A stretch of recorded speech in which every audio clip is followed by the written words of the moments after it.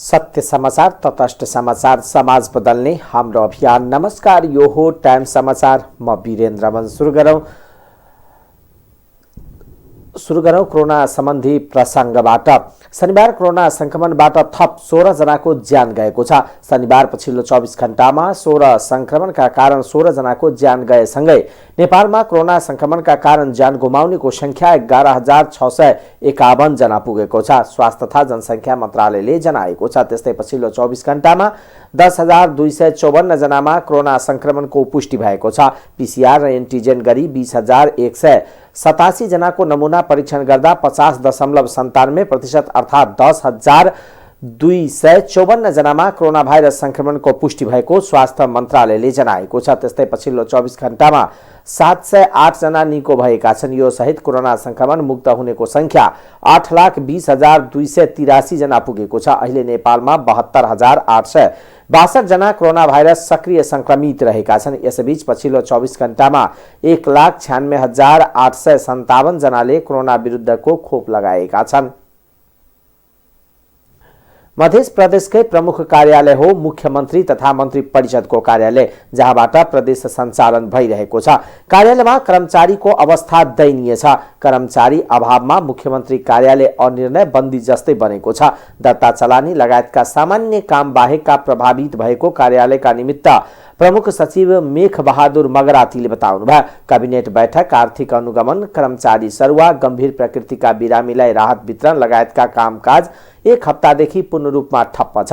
प्रशासनका सामान्य काजकाजको जिम्मेवारी पनि प्रशासनतर्फका सचिव मगराती नै सम्हालेका छन्। अख्तियारको छापापछि बदनाम मुख्यमन्त्री बेटी बचाऊ बेटी पढाऊ कार्यक्रम सामाजिक विकास मन्त्रालयमा समायोजन भएको छ भने मुख्यमन्त्री स्वच्छता अभियान, खानेपानी तथा ऊर्जा विकास मन्त्रालयमा। त्यसले कामको चाप मुख्यमन्त्री कार्यालयमा घटेको छ। तर प्रमुख सचिव र अन्य 2 सचिवको अभावमा हुने दैनिक कार्य सम्पादनका काम अत्यन्त प्रभावित बनेको छ। मुख्यमन्त्री कार्यालय 1 हप्तादेखि प्रमुख सचिव विहीन हुँदा प्रदेश सरकारको थुप्रै महत्त्वपूर्ण कार्यक्रम प्रभावित भएको सरकारका प्रवक्ता समेत रहेका अर्थमन्त्री शैलेन्द्र शाहले बताउनुभयो। प्रमुख सचिव विहीन हुँदा प्रदेश सरकारको थुप्रै कामकाज प्रभावित भएको छ। महत्त्वपूर्ण निर्णय गर्नुपर्ने छ, तर क्याबिनेट बैठक बस्न सकेको छैन। ब्युरोक्रेट बिना सरकार अगाडि बढ्नै सक्दैन, मन्त्री शाहले भन्नुभयो। महिनापछि प्रमुख सचिव र सचिवहरू आउने जाने क्रमका कारण प्रदेश सरकारले चाहे अनुसारको प्रगति गर्न नसकेको उहाँको भनाइ छ।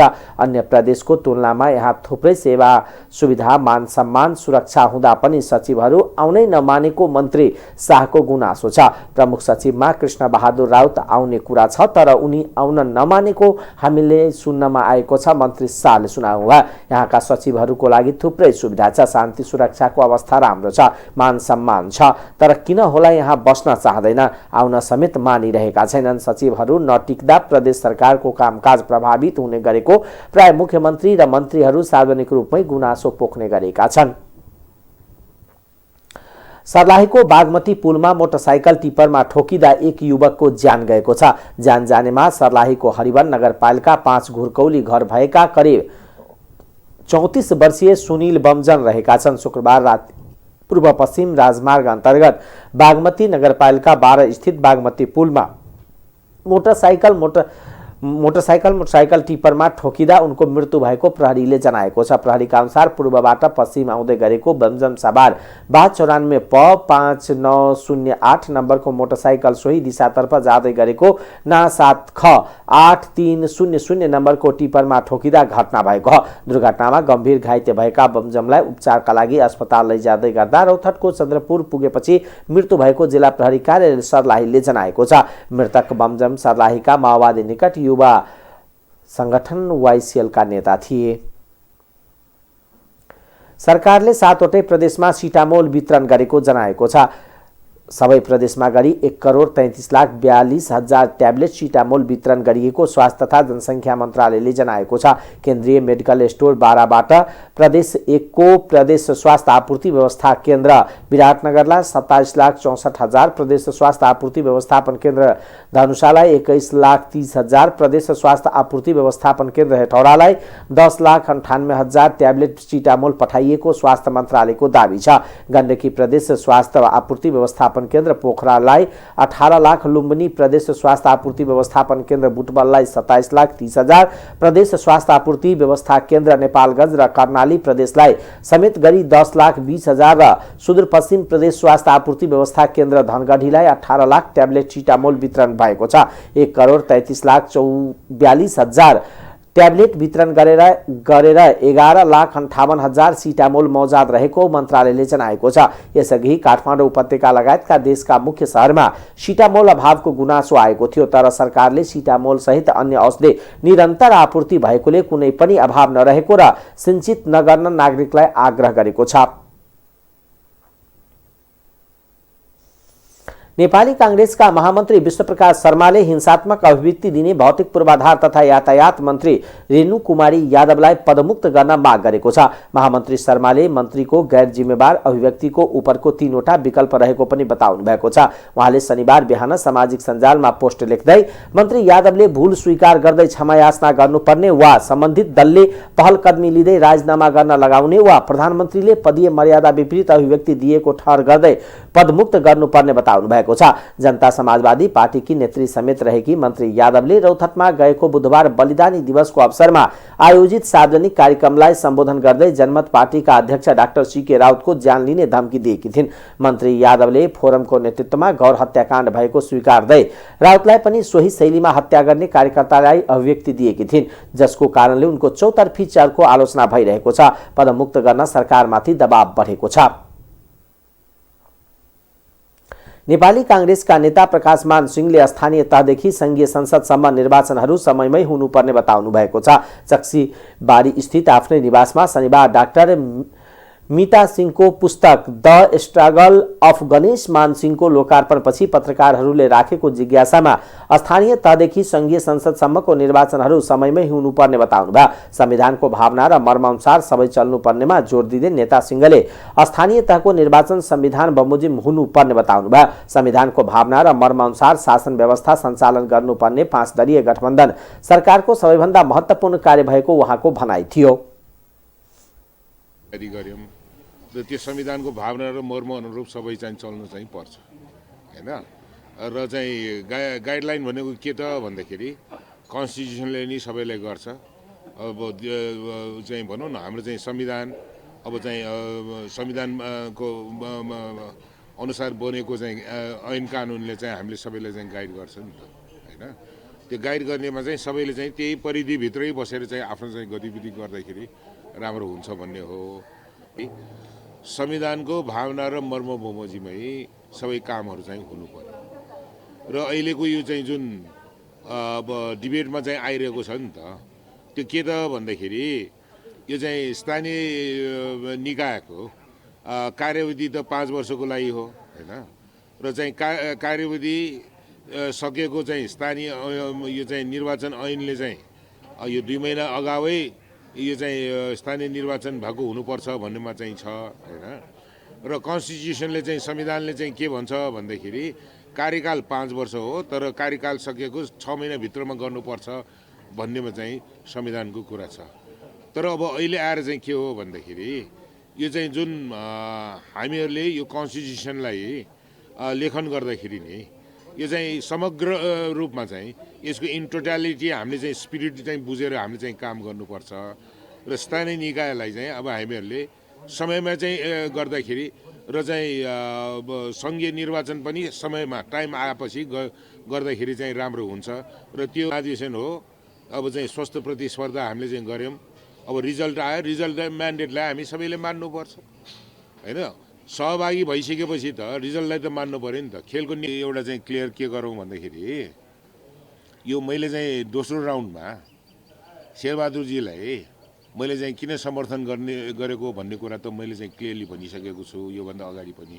त्यो के हो त भन्दा म फेरि पनि तपाईँको चाहिँ जुन प्रश्न हो त्यो प्रश्नलाई चाहिँ सिलसिलेबाट तपाईँहरूले चाहिँ गर्नुको लागि मैले चाहिँ 2वटा चाहिँ एजेन्डा लिएर म चाहिँ यो 14औं महाधिवेशनमा म पार्टी सभापतिको उम्मेदवार भएको मान्छे।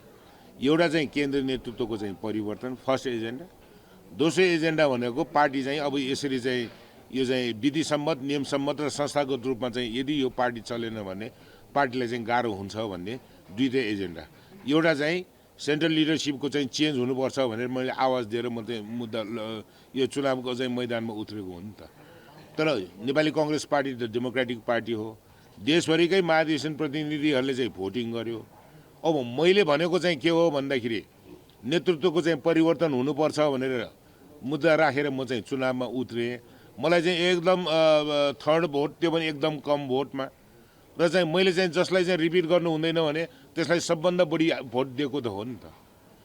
फर्स्ट भोट त के छ भन्दाखेरि फर्स्ट राउन्डमा हाइएस्ट भोट कसले पायो भन्दाखेरि शेरबहादुरजीले नै पाउनुभयो नि त होइन। पाएपछि यो अब नेपाली कङ्ग्रेसको विधानअनुसार 50+ नभइकन चाहिँ पार्टी सभापति इलेक्ट नहुने भएको कारणले गर्दाखेरि नेपाली कङ्ग्रेसको विधानअनुसार सेकेन्ड राउन्डमा चाहिँ जाने भयो। सेकेन्ड राउन्डमा जाँदाखेरि यो चाहिँ शेरबहादुरजी बिहान चाहिँ आएर चाहिँ यहीँ उहाँले चाहिँ मलाई चाहिँ रिक्वेस्ट गर्नुभयो र उहाँले भन्नुभयो मेरो चाहिँ अब फर्स्ट राउन्डमा चाहिँ हाइएस्ट भोट मैले नि पाएको छु, तर काङ्ग्रेसको विधानअनुसार 50+1 हुनुको लागि मलाई चाहिँ यो 82-83 भोट मात्रै नपुगेको हो र चाहिँ यो सेकेन्ड राउन्डमा जाँदैछ। त्यो सेकेन्ड राउन्डमा चाहिँ मलाई चाहिँ तपाईँले समर्थन गरिदिनु भयो भने तपाईँले यो 13औं महाधिवेशनदेखि म पार्टी सभापति भएदेखि उठाउँदै आएको केन्द्र कार्य समितिमा होस् या चाहिँ यो चाहिँ जुनसुकै पब्लिक उसमा चाहिँ इन्टरभ्युजहरूदेखि लिएर सबै कार्यक्रमहरूमा तिमीले पार्टीलाई विधि सम्मत नियम सम्मत संस्थागत गर्नुपर्छ भन्ने चाहिँ जुन तिम्रो एजेन्डा हो त्यो एजेन्डा म चाहिँ बोक्दिन्छु। किन भन्दाखेरि अब डेमोक्रेटिक पार्टी हो, हाइएस्ट भोट मैले पाइसकेँ, सेकेन्ड राउन्डमा अलिकति सपोर्ट गरिदियो भने चाहिँ तिम्रो चाहिँ सेकेन्ड एजेन्डा म चाहिँ पार्टी सभापति भएर मै गर्छु। किन भन्दाखेरि मेरो यो अन्तिम पटक पनि हो, पार्टीको विधानले फेरि म चाहिँ पार्टी सभापति बन्न सक्दैन। चाहिँ संविधान नयाँ संविधान जारी गर्यौँ। त्यस्तै सिंहले बनेको गठबन्धन सरकार होइन यसको पृष्ठभूमिलाई हामीले बिर्सिन नहुने बताउनु भयो। त्यो कारणले धेरै कामहरू मध्यममा यो गठबन्धनको सरकारको सबभन्दा महत्त्वपूर्ण कार्य संविधानको भावना र मर्मअनुसार शासन व्यवस्था सञ्चालन गर्नु नै रहेको बताउनु भयो।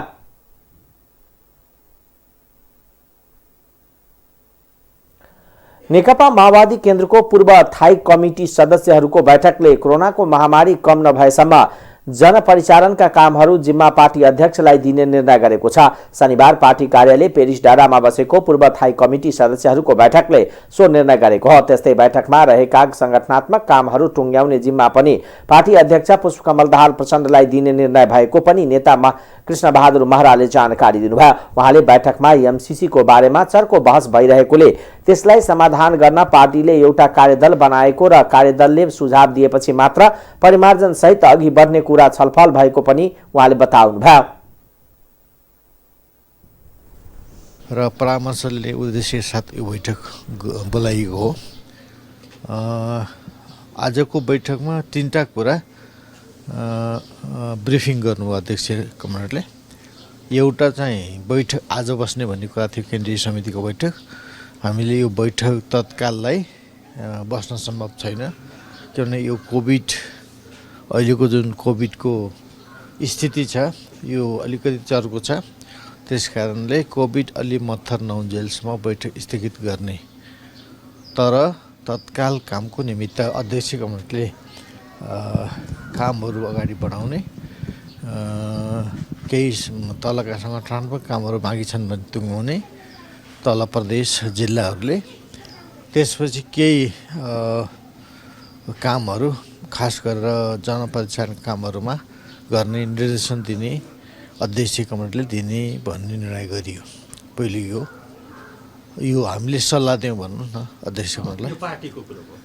दोस्रो कुरा हामीले परिस्थितिमा 2टा कुरा, एउटा चाहिँ अब एमसीसी कुरा चाहिँ अलि चर्को ढङ्गले उठाएको छ। त्यसमा हाम्रो पार्टीले एउटा कार्यदल बनाएको छ, पार्टी सरकारले गठबन्धनले त्यसको सुझाव लिएर आवश्यक परिमार्जन र संशोधन गरेर अगाडि बढ्न सुझाव दिने र त्यो कार्यदलको सुझाव पर्खिने भन्ने निर्णय हो यस विषयमा। तेस्रो कुरा अब यो चुनावको कुरामा छलफल चल्दैछ। चुनावमा सकेसम्म कम खर्चमा सकेसम्म 3टा चुनाव एकैचोटि गर्न पाए हुन्थ्यो भन्ने ढङ्गले छलफल चलिरहेछ, कार्यदलभित्र छलफल चलिरहेछ। यो छलफल अझै पनि जारी छ निर्वाचन नेता महराले बैठकमा तीनवटै तहको चुनाव सकेसम्म कम खर्चमा एकैपटक कसरी गर्न सकिन्छ भनेर छलफल भएको र अब निर्वाचन आयोग पत्रकार बुद्धिजीवीको राय अनुसार कानुनविदसँग छलफल गरेर निष्कर्षमा पुग्ने बताउनुभयो।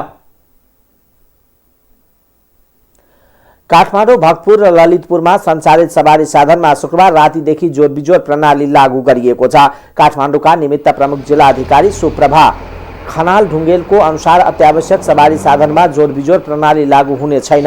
बिहिबार 3 जिल्लाका प्रमुख जिल्ला अधिकारीको बैठकपछि सार्वजनिक तथा निजी सवारी साधनमा जोडबिजोड प्रणाली लागू गर्ने सहित 16 बुन्दे आदेश जारी गरिएको थियो। जिल्ला प्रशासन कार्यालय काठमाडौँले शुक्रबार अर्को आदेश जारी गरी सार्वजनिक तथा निजी सवारी साधनमा जोडबिजोड लागू हुने र अत्यावश्यक सेवा साधनका सवारीमा नियम लागू नहुने प्रश्न पारेको हो। उहाँका अनुसार औषधि, स्वास्थ्य सामग्री बोकेका साधन, एम्बुलेन्स, दमकल, सब वाहन, ग्यास तथा पेट्रोल बोकेको साधनमा जोडबिजोड लागू हुने छैन।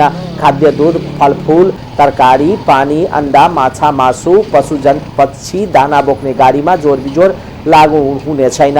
चिकित्सक, कर्मचारी, स्वास्थ्यकर्मी, सुरक्षाकर्मी र सार्वजनिक संस्थानका कर्मचारी, बैंक तथा वित्तीय संस्था, हवाई सेवा, डाक तथा कुरियर, दूरसञ्चार सेवा, प्रदायक संस्थाको कर्मचारीको हकमा पनि जोडबिजोड लागू हुने छैन।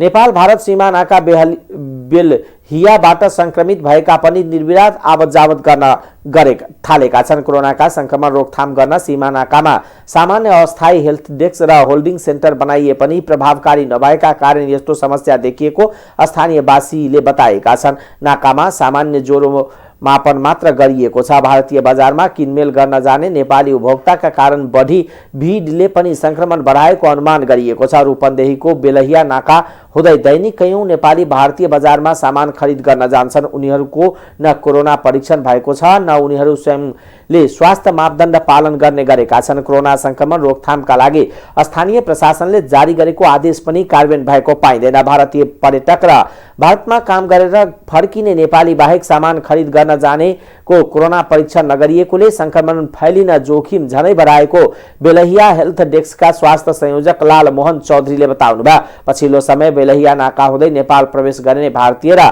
नेपालीमा कोरोना संक्रमण देखिएको छ। नाकामा स्वास्थ्य मन्त्रालय, सिद्धार्थनगर नगरपालिका र विभिन्न संघ संस्थाले हेल्थ डेस्क राखेका छन्। सुरक्षाकर्मी पनि तैनात छन्। यसरी आवत जावत गर्नेलाई परीक्षण त टाढाको कुरा हो, सोधखोज र रोकटोक समेत गरिएको छैन। बुटबल उद्योग वाणिज्य संघका अध्यक्ष उज्जवल कसजले बताउनुभयो। रूपन्देहीका प्रमुख जिल्ला अधिकारी ऋषिराम तिवारीले सीमा नाका स्वास्थ्य सतर्कता र स्वास्थ्य जाँचलाई कडाई गरिएको भने पनि त्यहाँ जनशक्तिले त्यो भिड थेग्न सक्ने अवस्था देखिँदैन। बेलहिया नाका हुँदै दैनिक 500 को हाराहारीमा मालवाहक सवारी साधन भित्री छन्, तर चालक सहचालकको पनि कोरोना परीक्षण गरिएको पाइँदैन। नाकामा संक्रमण देखिएका पनि होम आइसोलेसनमा बस्न शर्तमा सिधै घर जाने गरेको बताइन्छ। सर्वोच्च अदालतको आज बसेको पूर्ण बैठकले फुलकोटले पूर्व प्रधान न्यायाधीश मोहन प्रसाद शर्माको निधनमा आइतबार देशभरका अदालतमा शोक बिदा दिने निर्णय गरेको छ। सर्वोच्च अदालतका सहप्रवक्ता देवेन्द्र ढकालको पूर्ण बैठकपछि जारी गरेको विज्ञप्तिमा सर्वोच्च, उच्च र जिल्ला तथा विशेष न्यायाधिकरण गरी देशभरका अदालतमा आइतबार शोक बिदा दिने निर्णय गरेको उल्लेख छ। पूर्व प्रधान न्यायाधीश शर्माको 88 वर्षको उमेरमा बुधबार निधन भएको थियो। सरकारी सेवामा 2015 सालमा प्रवेश गर्नुभएका शर्मा 2017 मा कानुन मन्त्रालयको शाखा अधिकृतबाट बढुवा भएर अदालतको न्यायाधीश भएर काम गर्दै 2054 चैतेदेखि 2056 मन्सिर 30 गतेसम्म नेपालको प्रधान न्यायाधीश भएर काम गरेका थिए।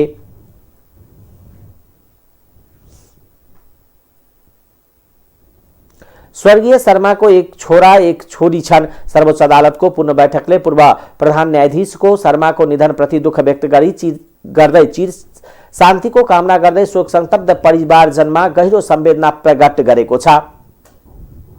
अब आर्थिक समाचार।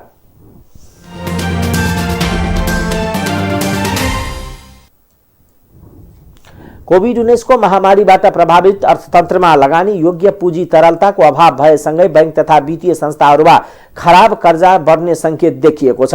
ओभरड्राफ्ट कर्जाबाट सावा तथा ब्याजको किस्ता असुल गरी कर्जालाई असल देखाउने गरेको बैंकहरूमा तरलता अभावले लगानी खुम्चिएपछि खराब कर्जा बढ्ने भएको हो। बैंकहरूले त्रैमासिक तथा अर्धवार्षिक तथा वार्षिक रूपमा खाताबन्दी गर्दा व्यक्तिगत तथा संस्थागत ऋणीका नाम ओभरड्राफ्ट लगायतका शीर्षकमा थप कर्जा दिएर पुरानो ऋणको साभा र ब्याज असुल गर्ने गरेका थिए। तर चालु आर्थिक वर्षको पुस मसान्तमा खाताबन्दीमा भने तरलता अभाव भएपछि अघिल्लो त्रैमासको खाताबन्दीमा कर्जा विस्तार घटेको छ। नेपाल बैंकर्स संघका अनुसार चालु आर्थिक वर्षको पुसमा वाणिज्य बैंकहरूको कर्जा 59 अर्ब रुपियाँले मात्र वृद्धि भएको छ। पहिलो त्रैमास असोज मसान्तमा भने खाताबन्दी गर्दा एक महिनामै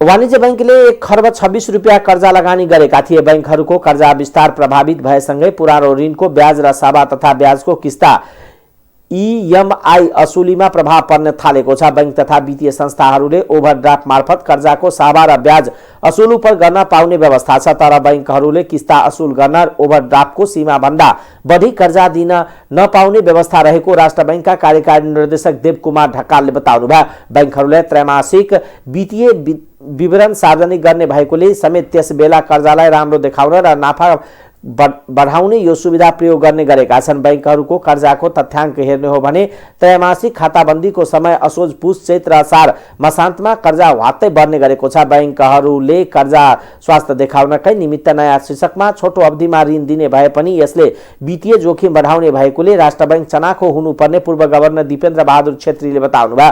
चालु आर्थिक वर्षमा वाणिज्य बैंकहरूले निक्षेप 1 खर्ब 23 अर्ब वृद्धि भएकोमा कर्जा लगानी भने 4 खर्ब 22 अर्ब रुपियाँले वृद्धि भएको छ।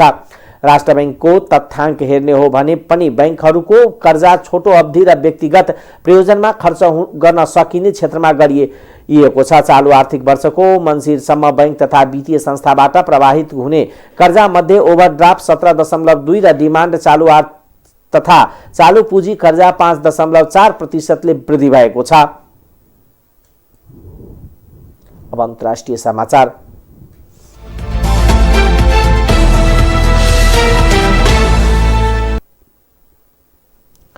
भारतको मुम्बईमा एउटा भवनमा आगलागी हुँदा 6 जनाको ज्यान गएको छ। मुम्बईको सञ्चार माध्यमले जनाएका छन्। मुम्बईको तारदेवमा रहेको एउटा 20 तले भवनमा शनिबार बिहान आगलागी भएको भारतीय कमला भवनको 18औं तलाबाट आगलागी भएको छ। 6 जनाको ज्यान गएको र 28 जना घाइते भएको इन्डिया टुडेले जनाएको छ। घाइते भाटिया अस्पतालमा उपचार भइरहेको र 13 दमकल तथा 7 वटा पानीको जेटले आगो निभाएका छन्। आगलागीका कारण भने खुलेको छैन। यमन जेलमा भएको हवाई आक्रमणमा 100 जना भन्दा धेरैले ज्यान गुमाएका छन्। आक्रमणमा 200 जना भन्दा धेरै घाइते भएको उद्धारकर्ताले बताएका छन्। उद्धारकर्मीले आक्रमणपछि ध्वस्त भएको जेलका भवनबाट छत्तबिछत्त शव निकालेर थुपार्दै गएको तस्बिर सार्वजनिक भएका छन्। यमनमा रहेको रेड क्रस अन्तर्राष्ट्रिय समितिका प्रवक्ता वासिर उमरले सादा शहरका 2 अस्पतालमा उनीहरूको उपचार भइरहेको र गम्भीर घाइतेको संख्या धेरै भएकोले ज्यान गुमाउनेको संख्या बढ्न सक्ने बताउनु भएको समाचार संस्था APFले जनाएको छ। यमनभर इन्टरनेट सेवा बन्द भएको छ। हुथी विद्रोहीले संयुक्त अरब इमिरेटमा हवाई जहाज र क्षेपणास्त्र आक्रमण गरेको दावी गरेको 5 दिनपछि यी हमला भएका छन्। टोङ्गामा अघिल्लो हप्ता भएको शक्तिशाली ज्वालामुखी विस्फोटपछि इन्टरनेट बन्द भएको छ। सुनामीका कारण समुद्र मुनि रहेको तार बिग्रिएपछि सञ्चार सञ्जाल प्रभावित बनेको छ। यसलाई पूर्ण रूपमा सञ्चालन गर्न केही हप्ता लाग्ने बीबीसीले जनाएको छ। केही टापुमा सञ्चार र विद्युत सेवा पुनः सुरु भएको छ, तर समुद्र मुनिको तारमा पुगेको क्षतिका कारण इन्टरनेट सेवा फेरि सञ्चालनमा आउन लामो समय लाग्ने देखिएको हो। टोङ्गाको अझै बाह्य विश्वसँग राम्रो सम्पर्क हुन सकेको छैन। त्यहाँ पुगेका क्षतिबारे पनि पूर्ण रूपमा तथ्याङ्क आउन सकेको छैन। विस्फोटनपछि टोङ्गाका मुख्य टापु खरानीले ढाकिएको थियो र पश्चिमी तटीय क्षेत्रमा नराम्ररी प्रभावित भएको थियो। टोङ्गाको मुख्य विमानस्थल धावन मार्ग ढाकेको खरानी सफा गर्न काम भएको बुधबार नै सकिएको छ। संयुक्त राष्ट्रसङ्घका महासचिव एन्टोनियो गुटेरेसले चीन र अमेरिकालाई वार्ता गर्न आह्वान गर्नुभएको छ। राष्ट्रसङ्घका महासचिव गुटेरेसले विश्वका बजार र अर्थतन्त्रको ध्रुवीकरणबाट बच्न व्यापार र प्रविधिमा अमेरिका र चीनलाई वार्ता गर्न आह्वान गर्नुभएको हो। चीनसँग वाशिंटनको वर्षौं पुरानो विधि विवादका विषयमा गोल्टेसले आफू सधैँ एकीकृत विश्व बजार र एकीकृत विश्वव्यापी अर्थतन्त्रको पक्षमा रहेको बताएको चिनिया समाचार संस्था सिन्हुवाले जनाएको छ। विश्वलाई दुई भागमा विभाजन गर्नबाट जोग्नुपर्नेमा उहाँको जोड छ। हरेक राष्ट्रको आफ्नै आर्थिक प्रणाली र नियमहरूको सेट, आफ्नै प्रभावशाली मुद्रा, आफ्नै इन्टरनेटको साथ र आफ्नै प्रविधि रणनीति रहेको भन्दै महासचिव गुटर्सले विश्वका दुई ठूला अर्थतन्त्रलाई वार्ताको माध्यमबाट व्यापार र प्रविधिमा साझा आधार खोज्न आह्वान गर्नुभएको छ। आफूले अमेरिका र चीन दुवैसँग गम्भीर वार्ता र संवादको महत्त्वमा वकालत गरिरहेको उहाँको भनाइ छ। अब खेलकुद समाचार।